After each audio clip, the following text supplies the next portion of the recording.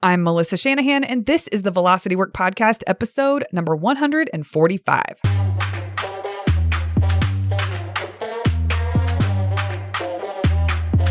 This podcast is for attorneys who are running their own firms. We explore tactics, tools, and stories related to pushing past simply lawyering well and into building a successful firm. Working in your firm and working on your business are two very different things. This podcast focuses on the latter.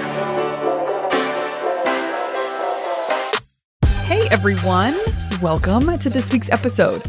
We are going to be talking about today project deconstruction. This concept is so important and will help you be much more productive if you understand how to deconstruct a project. And everything we're going to go into today is very simple and will make the path forward for you easier. You will experience more ease and more flow with getting things done if you follow the steps that we go over today. When you know that you need to get something done, but it has many steps, you will notice likely you don't actually write down all the steps. You just write down the main thing, the main event. And maybe you schedule time for yourself to work on that main thing. But when it comes time to show up to work on that thing, you don't actually know what exactly you're supposed to be doing in that hour. You're just supposed to dig in. That is a terrible way, a very inefficient way to approach your work. Not only is it frustrating and it gives room because you have to kind of find your way into the project because you didn't map out the steps that you were supposed to take in that hour that you gave yourself on your calendar. So in that weird space where you're trying to kind of get into the groove, you open yourself up to being distracted. There is no dropping straight in because you don't know where to drop in. So you open yourself up for more distractions if you don't list out the steps. So I want each of you to think about, there's something you probably have on your plate that needs to be done. And you keep thinking, this needs to be done, this needs to be done, this needs to be done. But it isn't just a single step. It's a series of many steps that will need to be taken in order for that thing to be done. So your first job is to, at the top of a page, write down the name of the project and then start brain dumping all of the different steps that need to happen in order for that project to be considered complete. And it will be messy. It'll feel all over the place. It'll feel like a verbal vomit on a page, but that's exactly the way it should be. That is the first step to deconstructing a project. Put the project at the top of the page and then just start listing all of the things that need to be done. Now, I often, when I'm sitting down to do Monday Map, which is an awesome practice, you should go get your hands on the guide that I have. If you go to velocitywork.com, you'll see a pop-up that'll allow you to get the guide. But when I am doing my Monday Map, I will brain dump all the things that need to get done that I can think of. My job is to empty my brain so that I free up brain space in order to be effective and to give full brain power to execution instead of holding these things in my head. David Allen, who is the founder of Getting Things Done, he's quoted as saying, your brain is meant for having ideas, not holding them. And that I think of that all the time. If I feel like I'm holding ideas or thoughts or things I need to remember in my mind, my job is to get them out of my head and onto paper because it's the only way that I can use as fully as possible my brain to get the results I'm trying to create instead of trying to kind of hang on to these bits and pieces over here. And then the rest of it's like this undercurrent and then the rest of my brain can give focus. No, that's not an efficient way or an effective way to move forward. So when I'm doing a Monday Map, I'll do a brain dump and I will see things on there that aren't clear enough. I will see things on there that need to be broken down further. So for example, I have something that I had down on my brain dump and it said June event. Okay. What is that, right? Like, what am I supposed to do with that? I even could have said plan June event. There are so many moving pieces to this. And what I'm referring to is I am putting together an opportunity for mastery group members to come in person if they want to in June. Normally our retreats are virtual and we will continue to do that. But when I can, I want to offer that if people want to come, they absolutely can come to our turf, to our offices, and we will facilitate the retreats, but in person, which is super fun. All right. So my team and I need to get this together. And this is top of mind for me. These things need to be done. And I will not be doing all of the steps, but I am going to map this out and then work with my team on it. So June event is at the top. And here's a first pass at getting things out of my head looked like this. Reserve the room, create a document with event details for internal use so that everybody's super clear on who, what, when, and why. Create a registration page for participants, create an invitation, create communication, emails and such, the necessary communication, and create workbooks. Okay, most of what I just said there are projects within the project. It's still not clear enough. I can't put create workbooks on my calendar. Like, what am I doing there? Am I designing the content? Am I pulling diagrams? Am I having images made to help explain the concepts better? Like, there's a lot that goes into creating workbooks. So everything I just wrote is still a project. I have to break it down further. So then I go back and I look at create registration page, for example, and I ask myself, what are all the steps needed in order for this page to be created? Here's what I wrote. Decide the URL, determine how to turn off after the certain number of registrants, because we have a limit to what is in the room. So we have to be able to automatically find a way that when it hits a number, it turns off so that more people don't register than we can have. Create images that'll be going on the page, create the actual page, and test functionality of the page. Okay, this is better. Now, I will be delegating likely most, if not all, of the things that I just read you, but it's still important to think through the steps and delegate the steps. Now, my team is getting better and better, and we are working tighter and tighter, where I will have to do less and less of this. They will start to handle much of this. But for me, this is new. This is a new company thing. This is my idea, and I am thinking through this. And if I were just to put June event, you can see where you get stuck and you don't exactly know what to do. So then you fly by the seat of your pants. Even if you don't procrastinate, even if you dig in, you're still flying by the seat of your pants. And it's a really unorganized way to approach getting something done. Now, the reason to be organized and do the planning and the thinking up front is because it will make the execution so much smoother and certain. So this is an example of what that looks like. I broke down what we need to do to create the invitation. I wrote down all the pieces of communication that I could think of that people would need in terms of, they're going to need an email to confirm that they're registered. They're going to need emails to give them to prep to travel here. There's things that we've thought through. So I have all those emails listed out, and then creating workbooks. I need to evaluate the content that we've had before. I need to make some decisions about what we're going to add. I need to have an additional image created. Like, there's things, so I wrote them all out. That is clear. That is clear. Now, so next to each one, I can go through and mark if it's going to be delegated and mark what's mine. And what is mine, then I can calendar time to do. This is the right way to approach any sort of project that you have. And remember, a project doesn't have to be big. Like, this is a bigger project, I think, for us and for the company. It's longer term. But there are projects that look like record a podcast episode. That's not enough. That's not broken down enough. For me, I need to think through, what are the topics that I'm going to be talking about? What are the resources that I need in order to prepare for that podcast episode? And at this point, I have recurring time on my calendar because this is it's every week. We got to have an episode out, right? So I have time on my calendar to think through topics and resources and prepare for recording an episode. And then I have time to record the episode. But if I were just to record the episode on the calendar, not enough. I wouldn't even get to the recording because I would get to that event on my calendar and be like, okay, whoa, what are we recording? Let's think. Let me look back through my list of ideas. Oh, there was a really good quote about X. Let me look that up. And then by the end of the hour that's scheduled for myself, I'm barely even to the place where I'm starting to record, right? Like, that's the kind of trouble we get ourselves in. So I want for each of you to think about all of the different things on your plate that could be considered a project by definition, where maybe it's 2 or more steps involved, and break down the steps and then schedule or delegate the steps. That is the way to move through projects as quickly as possible without delay. without your own holdups. Because otherwise, what happens, this is the truth. From a brain perspective, this is what happens. You'll have a list of things to do. And on your list will be something big, a big result that needs to be created.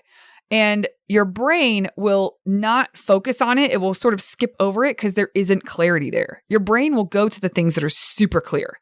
And there's a sense of accomplishment with checking something off really quickly. It's very, very, very efficient. And you have to remember, your brain is all about efficiency.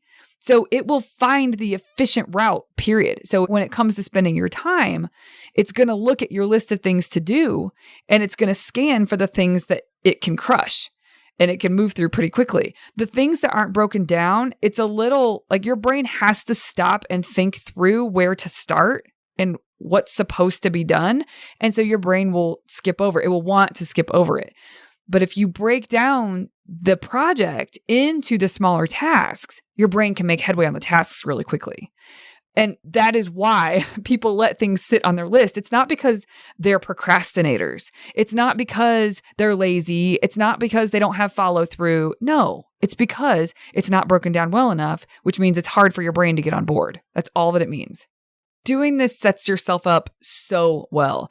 And I touched on it earlier, but it's worth revisiting for a second. I'm hoping that you can see now how important it is to break things down so that when you schedule time to do the thing, you actually put that step as an event on your calendar. Then it allows you to drop in really quickly. For people who put just a topic on their calendar and then there's things to do, but they aren't specified, what ends up happening is your brain can't find the path, the easiest path to do a great job with the topic. And so it's so much more susceptible in those moments to dings and pings and just going off track, mentally just going off track, thinking about things that you could be doing, should be doing, call your mom, need a snack, need to go to the bathroom. And really, you're supposed to be showing up for this topic on your calendar. But that's why it's so easy for your brain to get off track, is because there isn't a specific job for it. You have to give a specific job. Another way I've heard this talked about recently, which I thought was brilliant, was to treat your brain like an employee. Stop and think about that for a second. If you thought about your brain as an employee, and you're a good boss, right? Like, you're not a crappy boss. Your brain is not a crappy employee. It can be a really good, healthy working relationship, but your brain is an employee. If you think about that for a second, it totally shifts how you approach giving your brain what it needs to be successful. And this is a really great example of giving your brain what it needs to be successful. It needs specificity. So if you can break down steps so that it knows exactly what to do, it can knock it out of the park for you. But if you don't do that, then that's where delay happens and procrastination and putting things off. And then you want to blame yourself for it. And it's nothing to do with you're making it personal. This isn't personal. And I often say to people, make it math. Facts, not feelings. So give your brain as many facts as possible to be able to execute on. And by facts, meaning like, you need to get this done, you need to get this done, you need to get this done. Those are facts. So the more you can do that, the better off you are with experiencing a sense of ease and flow towards the things that need to get done. At the turn of every quarter, every single client that I work with, whether they're a private client or whether they are a member of Mastery Group, is always facilitated to set goals and to set rocks. Now, if you aren't familiar with goals and rocks and the difference between them, there is an episode called Goals versus Rocks that you can go back and listen to. We'll put that in the show notes. But rocks are essentially projects. That's the easiest, simplest way to look at them. So they determine what their rocks need to be. And then we have pages dedicated in the workbook for rock deconstruction. This is their chance to break down each of these projects into its smaller components and then into smallest steps possible. And then they can see what they can delegate, what they need to get done. And also another very important step is that if they get them broken down small enough, they can put down the amount of time that's required for that one step. And that is really helpful. We'll talk more about that in just a second. So there are pages in each workbook dedicated for this. And that's because it's so important. If they don't take the time to do this, they will delay on starting their rocks. And so they'll get midway through the quarter or a month into the quarter and it's like, oh, I need to get going on these. But their brain does not have clarity on exactly what they're supposed to do. They know the result they're supposed to create, but they don't know what to do. So things sit. Now, this happens less and less with my clients because I facilitate this, right? It takes the cognitive load off of you to have to break things down. But it's an extremely important step. They can't skip it. If they skip it, they won't start. They won't start when they should have, could have, and even if they did, it'll be inefficient and most likely ineffective. So this is a very important piece of the work that we do inside of Velocity Work, but it's because it's an important piece for you as a law firm owner. You got to do it. Now, I mentioned a moment ago that once you break things down into its smallest components, then you assign a time to each one. That is a very important step. So as you schedule down all the steps you can think of, and I'm telling you, you ask any member that is a part of Mastery Group, and they will tell you, you can't break it down small enough. You just can't, because you keep seeing what you can delegate. The smaller you break it down, you see what you can get off of your plate, and it allows you to be very good at deciding how much time you're going to spend on that thing, right? So if breaking down to a step to send email to X person, post jobs. So I just had someone who was going to post for an associate attorney at schools, post a job. Well, that's not a step. There are things to think of through that, right? Like, okay, we need to contact these 3 schools and we need to draft X, Y, and Z. Like there's things that you have to think through. You can't just go post a job at a school. There's more steps involved. So the more that you think through it, the better off. Now, that was a part of a bigger rock of hiring an associate. So hiring an attorney is one of their rocks, and one of the components of that rock is to post a job at a school, but that's not its smallest component. So for that part, that little sub-project that's a part of hiring an attorney can be broken down into steps, into tasks. And then many of those, maybe all of them, can be delegated. But it's not something you'll delegate initially because you don't see that you can delegate all of the steps because you don't know what all the steps are. So thinking through this is remarkably helpful and important to you as a law firm owner. So now, putting the time next to each component allows you, if it's yours, it allows you to schedule time on your calendar specifically for that thing.